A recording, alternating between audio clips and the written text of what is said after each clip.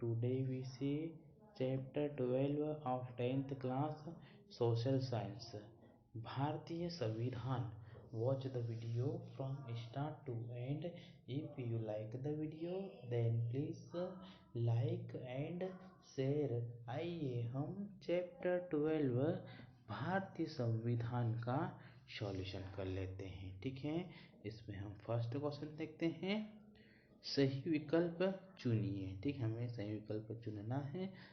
संविधान है सरकार का गठन, देश का शासन, नियम व कानूनों का संकलित प्रलेख, मौलिक अधिकार. इसमें से राइट आंसर आ जाएगा नियम व कानूनों का संकलित प्रलेख है संविधान. ठीक है, नेक्स्ट देखते हैं.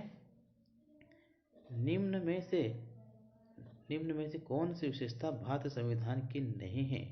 निम्न में से कौन सी विशेषता भारतीय संविधान की नहीं है? संसदीय शासन प्रणाली, संघात्मक शासन, स्वतंत्र व निष्पक्ष न्यायपालिका, अलिखित संविधान. तो इसका राइट आंसर आ जाएगा अलिखित संविधान. ठीक है, नेक्स्ट देखते हैं. संविधान में मौलिक कर्तव्य कितने बताए गए हैं? संविधान में मौलिक कर्तव्य कितने बताए गए हैं? 6, 14, 18, 11. तो इसका राइट आंसर आ जाएगा 11. ठीक है, संविधान में मौलिक कर्तव्य 11 बताए गए हैं. ठीक है, नेक्स्ट क्वेश्चन देखते हैं.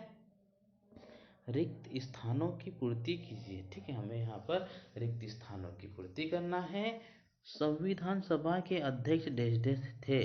संविधान सभा के अध्यक्ष डॉक्टर राजेंद्र प्रसाद थे. ठीक है, डॉक्टर राजेंद्र प्रसाद संविधान सभा के अध्यक्ष थे. ठीक है, नेक्स्ट देखते हैं.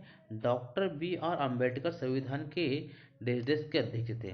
प्रारूप समिति के. ठीक है, डॉक्टर बी आर अम्बेडकर संविधान की प्रारूप समिति के अध्यक्ष थे. ठीक है, नेक्स्ट देखते हैं. भारत का नवनिर्मित संविधान सभा द्वारा डेश की अंगीकृत किया गया है. ठीक है, 26 नवंबर. ठीक है, 26 नवंबर को अंगीकृत किया गया था. समानता का अधिकार संविधान में वर्णित डेश में से एक है. ठीक है, समानता का अधिकार संविधान में वर्णित डेश में से एक है. तो हमें यहाँ पर ऐड करना है मौलिक अधिकार में से एक है. ठीक है, नेक्स्ट क्वेश्चन देखते हैं. सही जोड़ी बनाइए. हमें यहाँ पर सही जोड़ी बनाना है. ठीक है, संविधान सभा के अध्यक्ष थे. तो राइट आंसर इसका रहेगा डॉक्टर राजेंद्र प्रसाद. भारत संविधान की विशेषता. भारतीय संविधान की अपेक्षा पंथ निरपेक्षता. ठीक है, इसको पंथ निरपेक्षता से मैच कर देना है.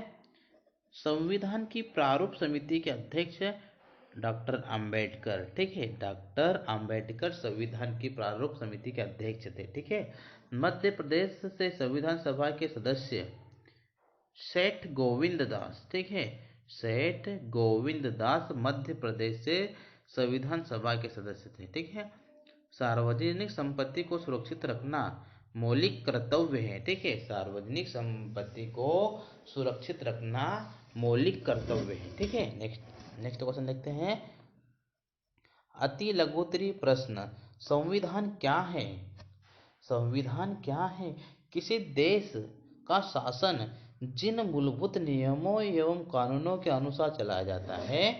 किसी देश का शासन जिन मूलभूत नियमों एवं कानूनों के आधार पर चलाया जाता है उनके संकलित प्रलेख को संविधान कहते हैं. ठीक है, उनके संकलित प्रलेख को संविधान कहते हैं. नेक्स्ट क्वेश्चन देखते हैं. सेकंड, भारत में मौलिक अधिकारों का संरक्षण किसे बनाया गया है?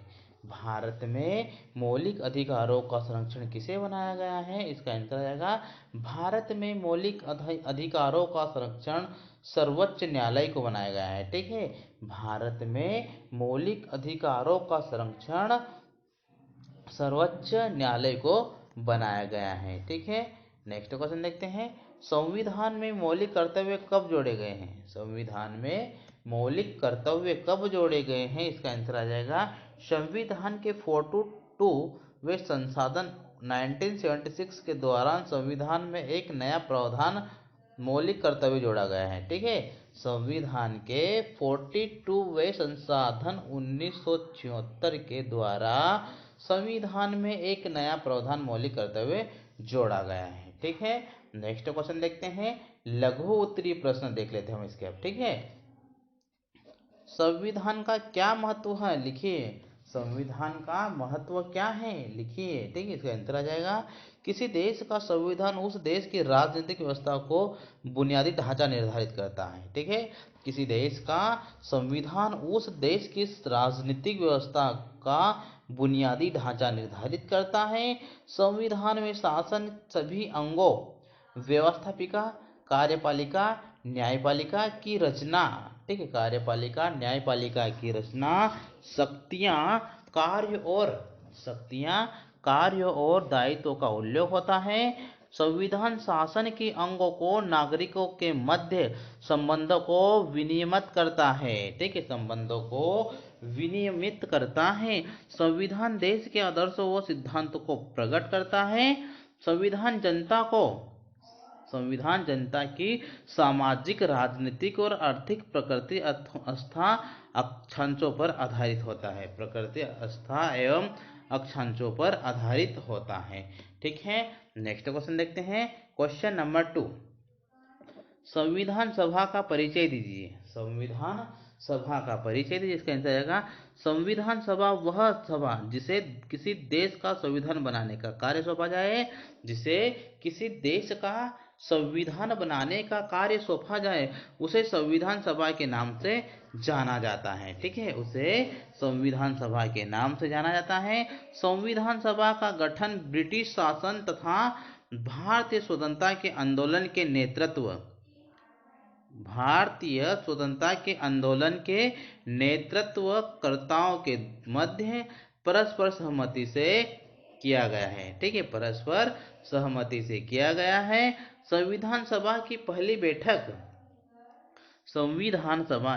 बैठक 9 दिसंबर 1946 को हुई थी। ठीक है, 9 दिसंबर 1946 को संविधान सभा की पहली बैठक हुई थी, जिसमें डॉक्टर सच्चिदानंद सिन्हा को संविधान सभा का अस्थायी अध्यक्ष चुना गया था। ठीक है, डॉक्टर सच्चिदानंद सिन्हा को संविधान सभा का अस्थायी अध्यक्ष चुना गया था। विधानसभा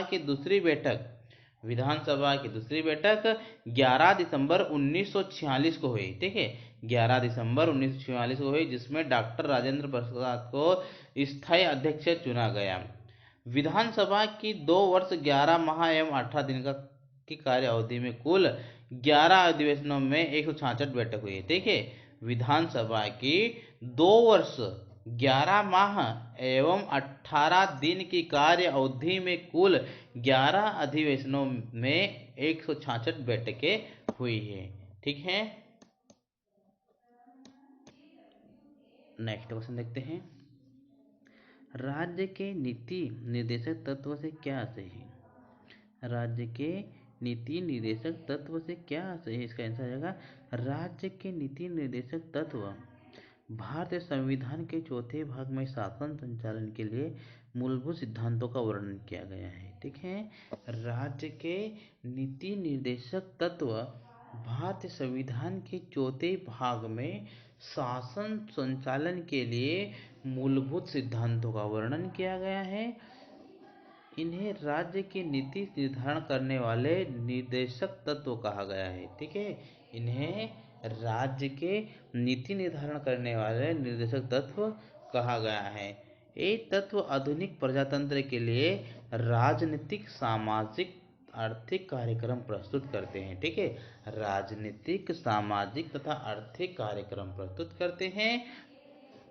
नीति निर्देशक तत्वों के किसी न्यायालय द्वारा परिवर्तित नहीं करा जा सकता है। ठीक है, नीति निर्देशक तत्वों को किसी न्यायालय द्वारा परिवर्तित नहीं कराया जा सकता है, किंतु ये तत्व देश के शासन में मूलभूत स्थान रखते हैं। ठीक है, देश के शासन में मूलभूत स्थान रखते हैं। इन तत्वों के माध्यम से भारत में एक लोक कल्याणकारी राज्य की स्थापना का प्रयास किया गया है। ठीक है, इन तत्वों के माध्यम से भारत में एक लोक कल्याणकारी राज्य की स्थापना का प्रयास किया गया है। ठीक है, नेक्स्ट क्वेश्चन देखते हैं। क्वेश्चन नंबर 4, समाजवादी एवं पंथ निरपेक्षता का आशय समझाइए। समाजवादी एवं पंथ निरपेक्षता का आशय समझाइए। इसका आंसर आ जाएगा समाजवादी राज्य से अभिप्राय है। समाजवादी राज्य से अभिप्राय है कि भारतीय व्यवस्था समाज के समाज के समाजवादी ढांचे पर आधारित होगी। प्रत्येक भारतीय की न्यूनतम आवश्यकताओं की पूर्ति की जाएगी। ठीक है, प्रत्येक भारतीय की न्यूनतम आवश्यकताओं की पूर्ति की जाएगी। भारतीय परिस्थितियों के अनुसार समाजवाद को अपनाया जाएगा। ठीक है, भारतीय परिस्थिति के अनुसार समाजवाद को अपनाया जाएगा। संविधान में पंथ निरपेक्षता राज्य का आदर्श रखा गया है।